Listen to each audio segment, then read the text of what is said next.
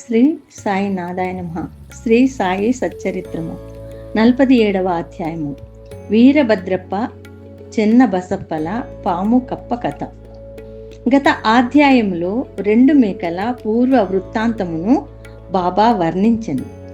ఈ అధ్యాయమున కూడా అట్టి పూర్వ వృత్తాంతముల వర్ణించు వీరభద్రప్ప యొక్కయు చెన్న బసప్ప యొక్కయు కథలు చెప్పుదుము.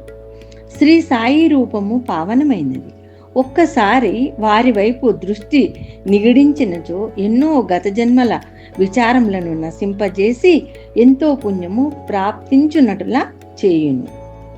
వారి దయాదృష్టి మనపై బరిపినచో మన కర్మ బంధములు వెంటనే విడిపోయి మన మానందమును పొందెదము. గంగా నదిలో స్నానం చేయి వారి పాపములన్నీ తొలుగును.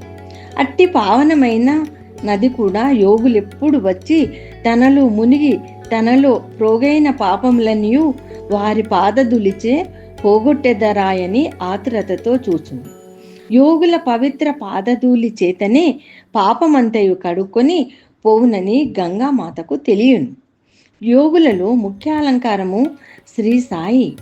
పావనము చేయు ఈ క్రింది కథను వారి నుండి వినుడు. వీరభద్రప్ప చెన్నబసప్పల పాము కప్ప కథ. సాయిబాబా ఒకనాడిట్లు చెప్పదొడిగను. ఒకనాడు ఉదయము ఉపహారము ముగించిన తర్వాత వ్యాఖ్యాలికి పోయి ఒక చిన్న నది ఒడ్డున చేరితిని. అలసిపోవుటచే నచ్చట విశ్రాంతి నొందితిని. చేతులు కాళ్ళు కడుక్కొని స్నానము చేసి హాయిగా కూర్చొని ఉంటిని.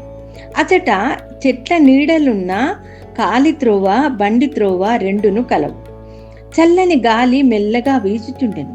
చిలుమును త్రాగుటకు తయారు చేయుచుండగా కప్పయొకటి బెకబెకలాడుట వింటిని. చెకుముకు రాయి కొట్టి నిప్పు తీయుచుండగా ఒక ప్రయాణికుడు వచ్చి నా ప్రక్కన కూర్చుండెను. నాకు నమస్కరించి తన ఇంటికి భోజనంకు రమ్మని వినయంతో ఆహ్వానించాను. అతడు చిలుము వెలిగించి నాకు అందచేశాను. కప్ప బెకబెకమనుట తిరిగి వినిపించెను. అతడు అదేమియో తెలుసుకొనగోరెను. ఒక కప్ప తన పూర్వజన్మ పాప ఫలము అనుభవించుచున్నదని చెప్పితిని.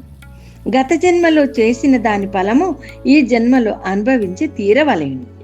దానిని గూర్చి దుఃఖించినచో ప్రయోజనం లేదు. వాడు చిలుమును పీల్చి నాకు అందజేసి తానే స్వయముగా పోయి చూచెదనని చెప్పేదను.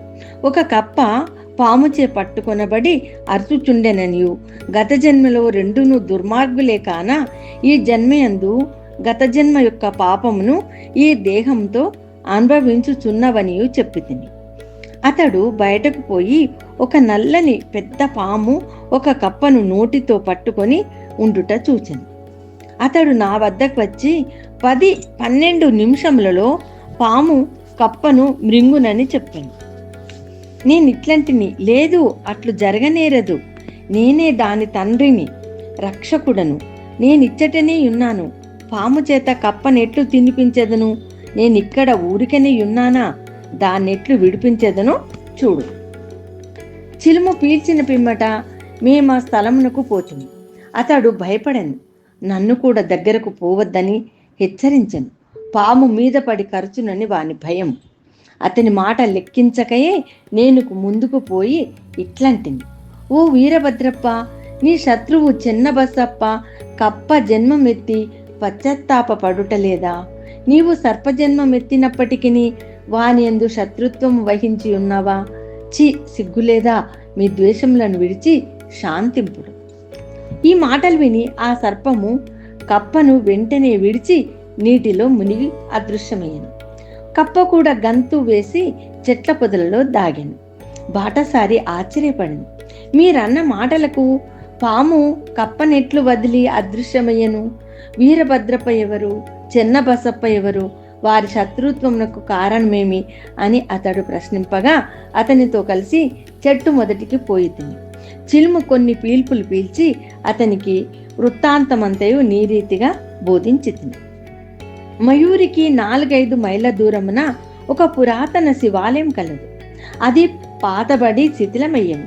ఆ గ్రామంలోని ప్రజలు దాన్ని మరమ్మతు చేయుటకై కొంత ధనము ప్రోగు చేసిరి. కొంత పెద్ద మొత్తము ప్రోగైన పిమ్మట పూజ కొరకు తగిన ఏర్పాటు చేసిరి. మరమ్మత్తు చేయుటకు అంచనా వేసిరి. ఊరిలోని ధనవంతుని కోశాధికారిగా నియమించి సర్వము అతని చేతిలో పెట్టిరి. లెక్కలను చక్కగా వ్రాయు బాధ్యత వానిపై పెట్టిరి. వాడు పరమ లోభి. దేవాలయము బాగు చేయుటకు చాలా తక్కువ వ్యయము చేసింది. దేవాలయంలో ఏమి అభివృద్ధి కానరాలేదు. అతడు ధనమంతయు ఖర్చు పెట్టాను, కొంత తాను మృంగెను. తన సొంత డబ్బు కొంచెమైనను దానికై వెచ్చించలేదు. తీయని మాటలు చెప్పువాడు, అభివృద్ధి కాకుండుటకేవో కారణం చెప్పేడివాడు. గ్రామస్తులు తిరిగి వాని వద్దకు పోయి అతడు సొంతముగా తగిన ధన సహాయం చేయని ఎడల మందిరము వృద్ధి కాదని చెప్పిరి. వాని అంచనా ప్రకారము పని సాగించవలసిందని చెప్పుచు మరికొంత ద్రవ్యమును వసూలు చేసి అతనికిచ్చిరి.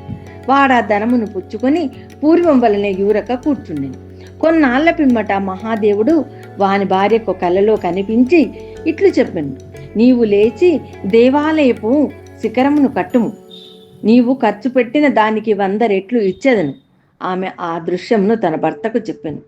అది ధనము వ్యయమగుటకు హేతు వగునేమో అని భయపడి ఎగతాళి చేయుచు అది ఉత్త స్వప్నమనియు దానిని నమ్మ అవసరం లేదనియు, లేకున్నచో దేవుడు తనకు స్వప్నంలో కనపడి ఏల చెప్పలేదనియు, తాను మాత్రం దగ్గర లేకుండానాయనియు, ఇది దుస్వప్నం వలె కనిపించుచున్నదనియు, భార్యాభర్తలకు విరోధము కల్పించినట్లుగా తోచుచున్నదనియు అతడు సమాధానము చెప్పాను. అందుచే ఆమె ఊరుకొనవలసి వచ్చాను. దాతలను బాధించి వసూలు చేయ పెద్ద మొత్తము చందాలయందు దేవునకు ఇష్టం ఉండదు. భక్తితోనూ ప్రేమతోనూ మన్ననతోనూ ఇచ్చిన చిన్న చిన్న మొత్తంలకైనా దైవం ఇష్టపడును. కొన్ని దినముల పిమ్మట దేవుడు ఆమెకు స్వప్నంలో తిరిగి కనిపించి ఇట్లను, భర్త దగ్గర ఉన్న చందాల గూర్చి చికాకు చెంద అవసరం లేదు. దేవాలయం నిమిత్తం ఏమైనా వ్యయము చేయమని అతని బలవంతం చేయవద్దు. నాకు కావలసినవి భక్తి మరియు సద్భావము. కాబట్టి నీకిష్టమున్న సొంతం ఏదైనా ఇవ్వవలెను. ఆమె తన భర్తతో సంప్రదించి తన తండ్రి తనకిచ్చిన బంగారము నగలు దానం చేయ నిశ్చయించను. ఆ లోబి ఈ సంగతి విని చికాకు చెంది భగవంతుని కూడా మోసం చేయ నిశ్చయించుకొని ఆమె నగలను ఎంతో తక్కువ ధర కట్టి 1000 రూపాయలకు తానే కొని నగదునకు బదులుగా ఒక పొలమును దేవాదేయముగా నిచ్చింది. అందులకు భార్య సమ్మతించింది. ఆ పొలము వాని సొంతము కాదు, అది ఒక పేదరాలకు డుప్పి అను నామెది. ఆమె దాన్ని 200 రూపాయలకు కుదువ పెట్టి ఉండెను. ఆమె దానిని తీర్చుకొన లేకపోయాను. ఆ టక్కరిలోపి తన భార్యను, డుబుకిని, దైవమును అందరినీ మోసగించను. ఆ నేల పనికిరానిది, సాగులో లేనిది, దాని విలువ చాలా తక్కువ, దాని వలన ఆదాయం ఏమీ లేదు. ఆ వ్యవహారం ఇట్లు సమాప్తి చెందను. ఆ పొలమును పూజారి ఆధీనంలో నుంచిది. అందులకతడు సంతసించను. కొన్నాళ్లకు ఒక చిత్రము జరిగాను. గొప్ప తుఫాను సంభవించను. కుంభవృష్టి కురిసెను. లోబి ఇంటికి పిడుగుపడి తగిలి వాడు వాని భార్య చనిపోయి డుక్కి కాలగతి చెందను. తర్వాత జన్మలో ఆ లోబి మధురాపట్టణంలో ఒక బ్రాహ్మణ కుటుంబంలో పుట్టి వీరభద్రప్పయ్యను పేరనుండెను. అతని భార్య పూజారి కుమార్తెగా జన్మించను. ఆమెకు గౌరీ అని పేరు పెట్టిరి. డుబ్కి మందిర గొరవనింటిలో మగ శిశువుగా జన్మించను. అతనికి చిన్న బసప్పయ్యని నామమిడిది. ఆ పూజారి నా స్నేహితుడు. అతడు నా వద్దకు తరచుగా వచ్చుచుండెను. నా వద్ద కూర్చుండి మాట్లాడుచు చిలుము పీల్చేడువాడు. అతని కుమార్తె గౌరీ కూడా నా భక్తురాలు. ఆమె త్వరగా నెదుగుచుండెను. ఆమె తండ్రి వరుణికై వెదుకుచుండెను. ఆ విషయమై చికాకుపడ అవసరం లేదనియు, ఆమె భర్త తానే వెదుక్కొని వచ్చుననియు నేను చెప్పితిని. కొన్నాళ్లకు వీరభద్రపైన ఒక బీద బ్రాహ్మణ బాలుడు భిక్షకై పూజారి ఇంటికి వచ్చాను. పూజారి నా సమ్మతి ప్రకారం వానికి గౌరీనిచ్చి పెళ్లి చేశాను. అతడు కూడా నా భక్తుడయ్యాను. ఏలాన పిల్లను కుదిర్చితనని అతడు నా యందు విశ్వాసము చూపుచుండెను. వాడు ఈ జన్మలో కూడా ధనం నకై మిగుల తాపత్రయపడుచుండెను. నా వద్దకు వచ్చి అతడు కుటుంబంతో నుండుటచే తనకెక్కువ ధనము వచ్చునట్లు చేయుమని బతిమాల్చుండెను. ఇట్లుండగా కొన్ని విచిత్రములు జరిగాను. ధరలు హఠాత్తుగా పెరిగాను. గౌరీ అదృష్టం కొలది పొలంనకు ధర పెరిగాను. కానుకగా ఇచ్చిన పొలము 1,00,000 రూపాయలకు అమ్మిరి. ఆమె ఆభరణముల విలువకు 100 రెట్లు వచ్చెను. అందులో సగము నగదుగా నిచ్చిరి. మిగతా దానిని 25 వాయిదాలలో ఒక్కొక్క వాయిదాకు 2,000 రూపాయల చొప్పున ఇచ్చుటకు నిశ్చయించిరి. అందుకందరూ సమ్మతించిరి. కానీ ధనమునకై తగులాడిరి. సలహా కొరకు నా వద్దకు వచ్చిరి. ఆ ఆస్తి మహాదేవుంది కాబట్టి పూజారిది. పూజారికి కొడుకులు లేనందున సర్వ హక్కులు గౌరికి వచ్చను. ఆమె సమ్మతి లేనిది ఏమీ ఖర్చు చేయవద్దని చెప్పుతుంది. ఆమె భర్తకు ఈ పైకంపై నెట్టే అధికారం లేదని బోధించింది. ఇది విని వీరభద్రప్ప నాపై కోపగించను. ఆస్తిపై గౌరికి హక్కు కలదని తీర్మానించి దాన్ని కబలించుటకు నేను యత్నించుచున్నానని నుడివిను. అతని మాటలను విని భగవంతుని ధ్యానించి ఊరకుంటుంది. వీరభద్రప్ప తన భార్య గౌరిని తిట్టెను. అందుచే ఆమె పగటిపూట నా వద్దకు వచ్చి ఇతరుల మాటలు పట్టించుకొనవలదనియు తనను కూతురిగా చూచుకొనవలననియు వేడుకొనెను. ఆమె ఆశ్రయము కోరుటచే నేను ఆమెను రక్షించుటకు 7 సముద్రములైనా దాటుదునని వాగ్దానం ఇచ్చితిని. ఆనాడు రాత్రి గౌరి ఒక దృశ్యమును కనపడెను. మహాదేవుడు స్వప్నంలో కనిపించి ఇట్లనెను, ధనమంతయు నీదే, ఎవ్వరికి ఏమీ ఇవ్వవలదు. చిన్న బసప్పతో సహా చేసి దేవాలయపు మరమ్మత్తు నిమిత్తము కొంత ఖర్చు చేయుము.